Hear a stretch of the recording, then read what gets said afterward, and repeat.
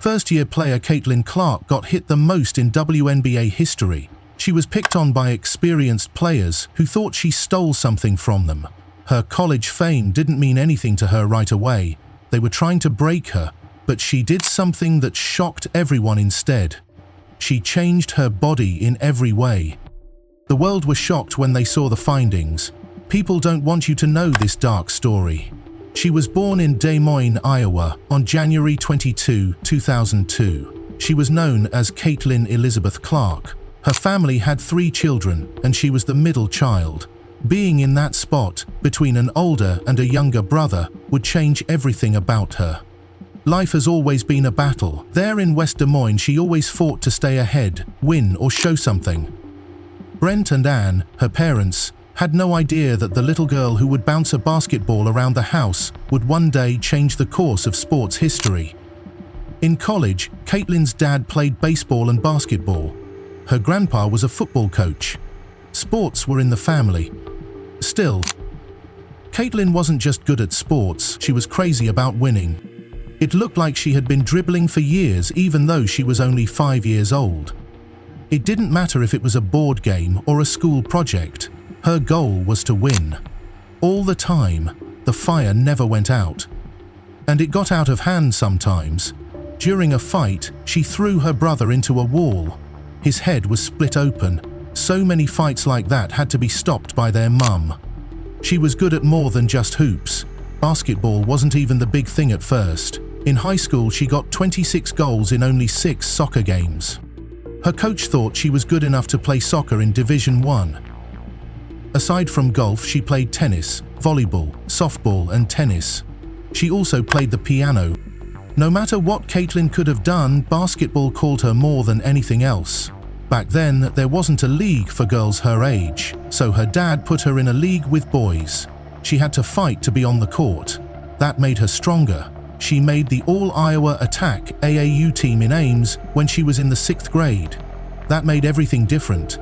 The girls she played against were older than her, even though she was only 13. One teacher remembered her making a step-back 3-poker and then throwing a pass that hit its mark but didn't go anywhere.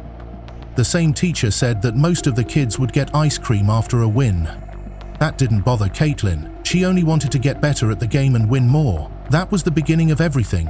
Everyone was shocked by the time she was a junior at Dowling Catholic High School. Casey got 60 points in one game on February 4, 2019. She scored 25 points and made 13 three-pointers in the first quarter alone. That was the most ever in Iowa. The students from the other team stands lined up for pictures after the game. At the end of her sophomore year, she had the most points in the state. The following year, she repeated the feat. She scored 33.4 points, grabbed 8.4 rebounds, gave out 4.4 assists, and stole almost 3 balls per game as a senior.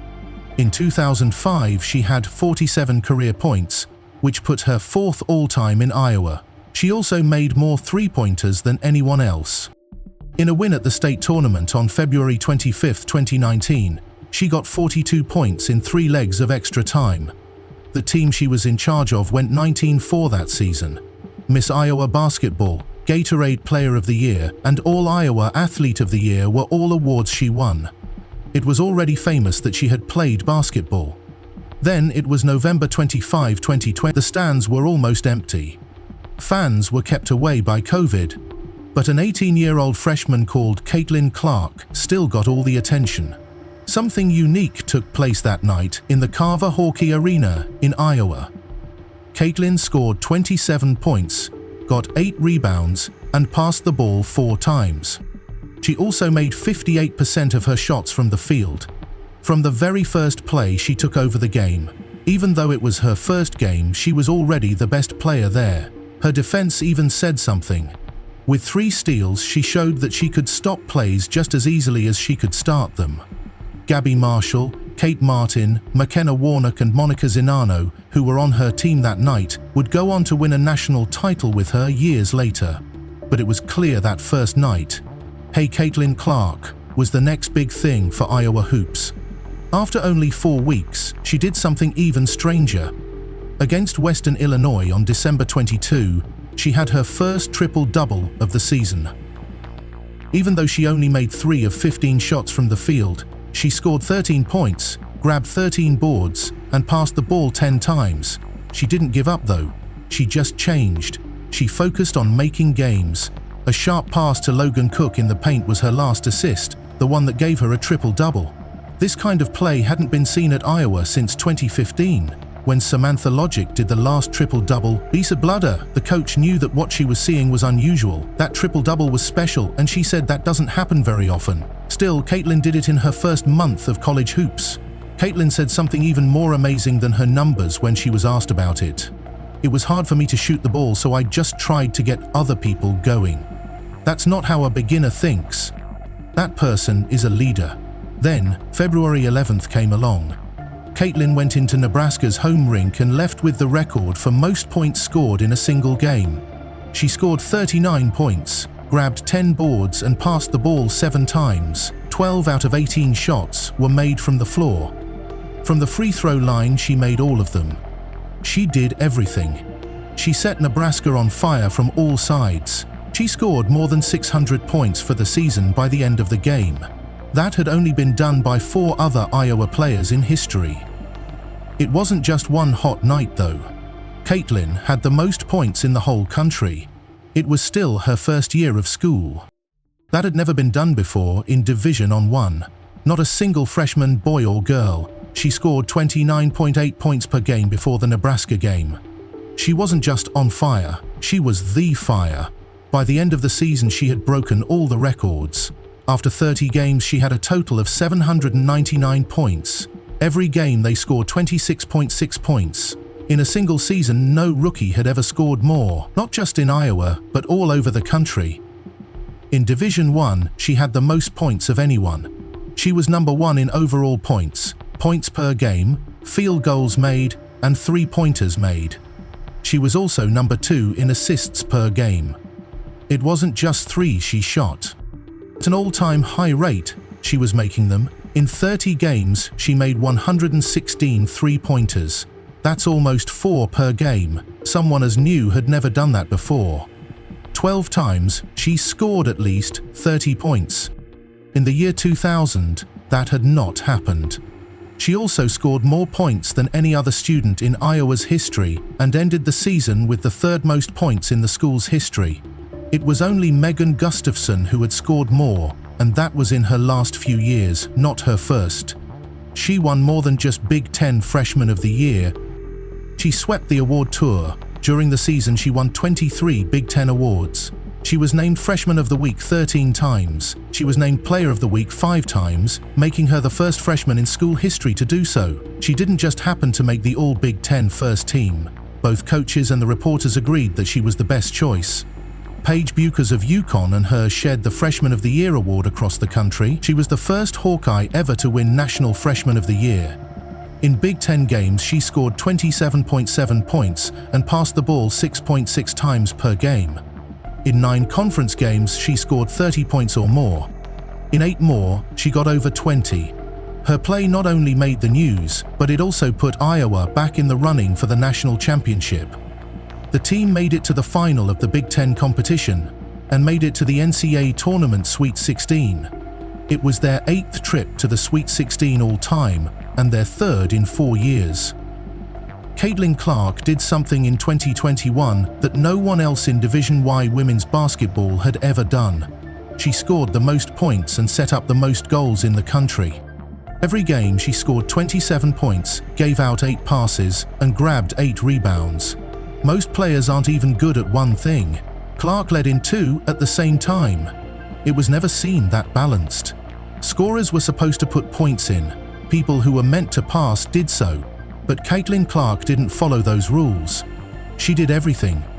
It wasn't just how many points she scored that shocked people, it was how many people helped her do it. 8 helpers per game while scoring the most?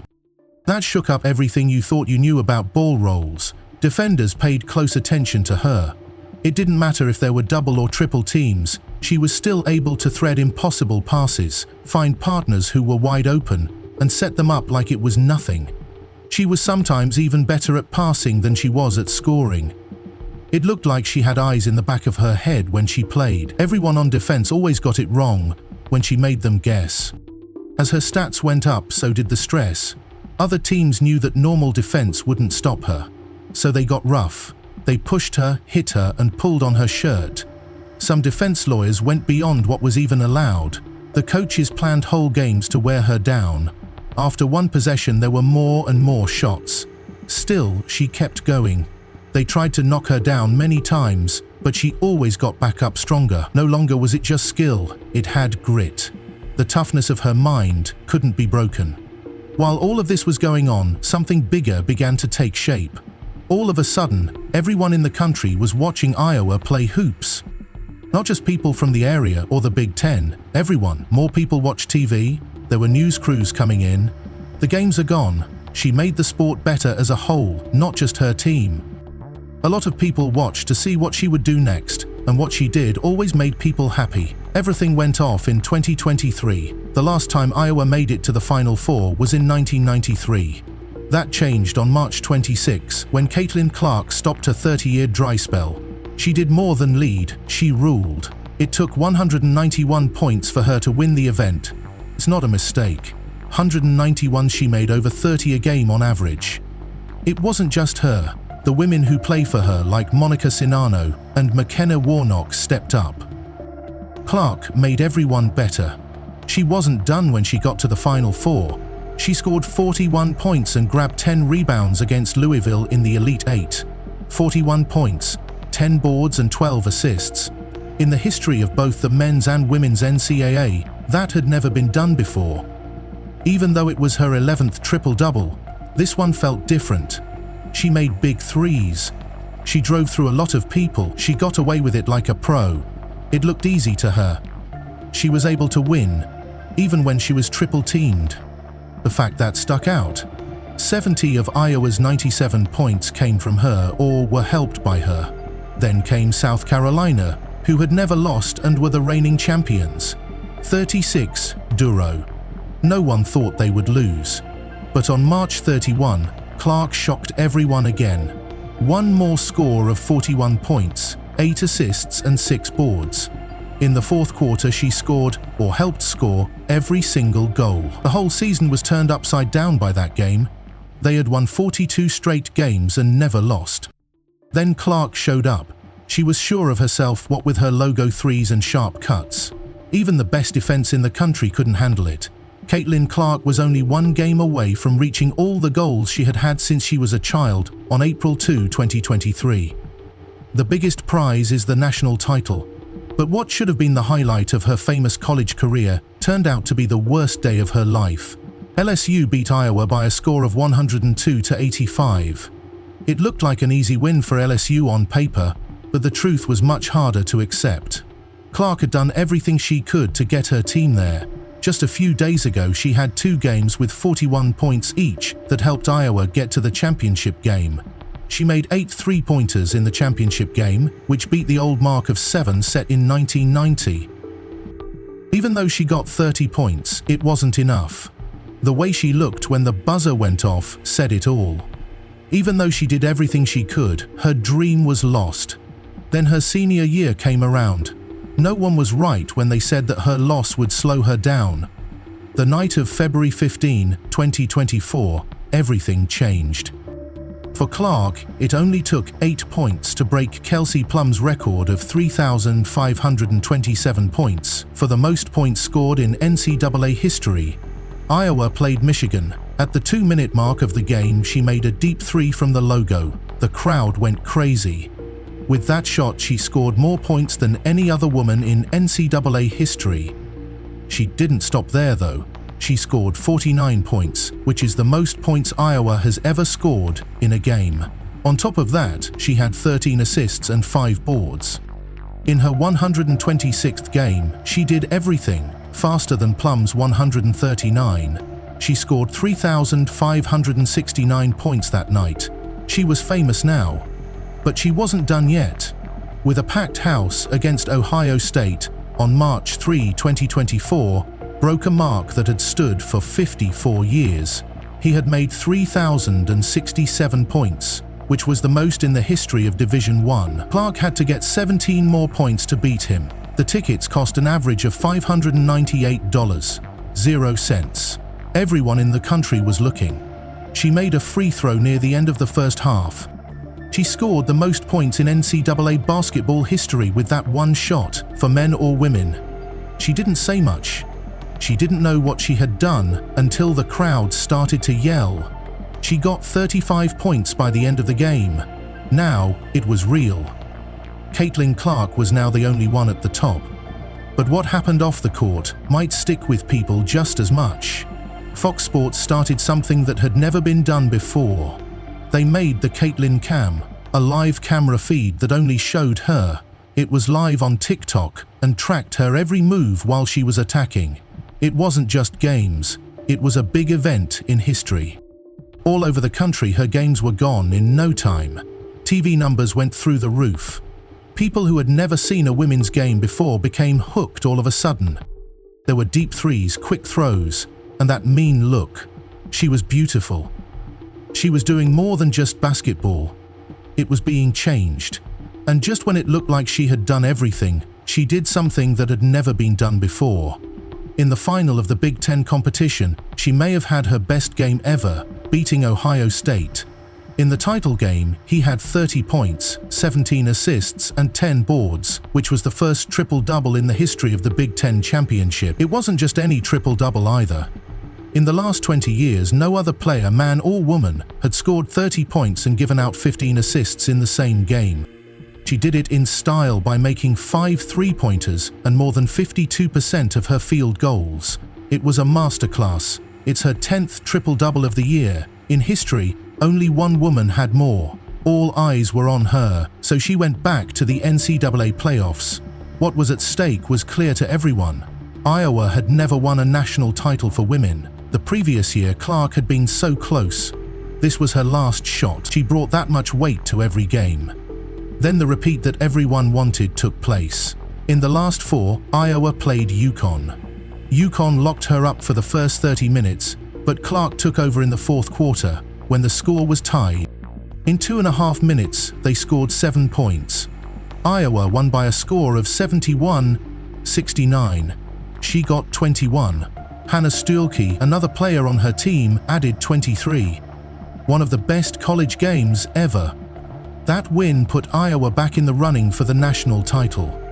In 2024, on April 15, the Indiana Fever picked Caitlin Clark with the first pick. It wasn't a surprise. It was something that everyone saw coming. No one could have seen the effect coming though. She was already the NCAA Division I player with the most points ever. In one season, she broke records for both points and assists. But the stress only got worse when she joined the WNBA. There was a lot of talk about her. During her first season, she got more than 700,000 votes for All-Star, the most ever. There were over 1,000% more sales of her jersey than any other in the league.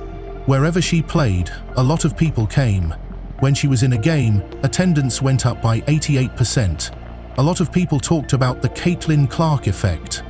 The league had never seen anything like it before, but being in the spotlight cost them. Her big day, on May 14, 2024, didn't go as planned. She had 10 turnovers, which is more than any other player in their first WNBA game. It wasn't stress, it was war. Veteran players went after her, determined to make her earn her spot. She was hit hard by Kennedy Carter in a game against Chicago. The hit was so hard that it was later called a flagrant foul. That was just the start. With 5.4 turnovers per game, she had the most in the league. At the end of the season, she had 225 turnovers, which was the most in the history of the league. She also missed 10 games because she was hurt. That shocked me. During her time at Iowa, she had never missed a game because she was hurt.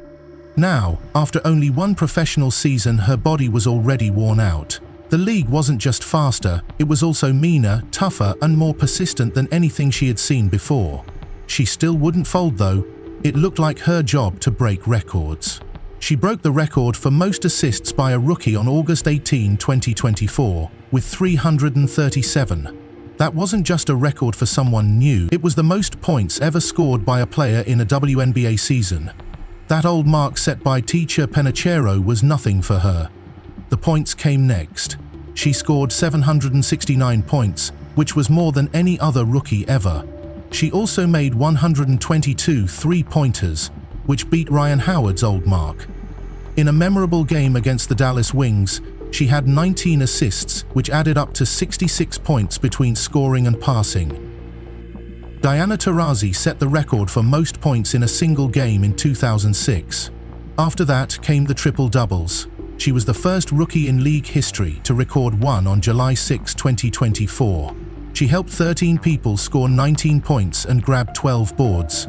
She did it again 2 months later with 24 points, 10 boards, and 10 assists. Someone new had never done that before. In just 41 games, by the end of her second season, she had 3 triple-doubles. So she joined the ranks of greats like Candace Parker and Sabrina Ionescu. There was no more question at the end of the season. 67 of the 77 first-place votes went to her. Angel Reese got the only other vote. Another thing she did was make the All-WNBA first team. Since 2000, only 5 newbies have ever done that. For the first time, she had the most points, assists, steals, and minutes played. There was truth in the numbers. She was more than just the best newbie. Without a doubt, she was one of the best players in the league. The awards came next. She was named Rookie of the Year by the Associated Press. This was her honor from Time magazine in December 2024. 1.8 million people watched her first playoff game, which is the most since 2000. She did more than just play the game. She changed it. But there was another story going on behind the scenes.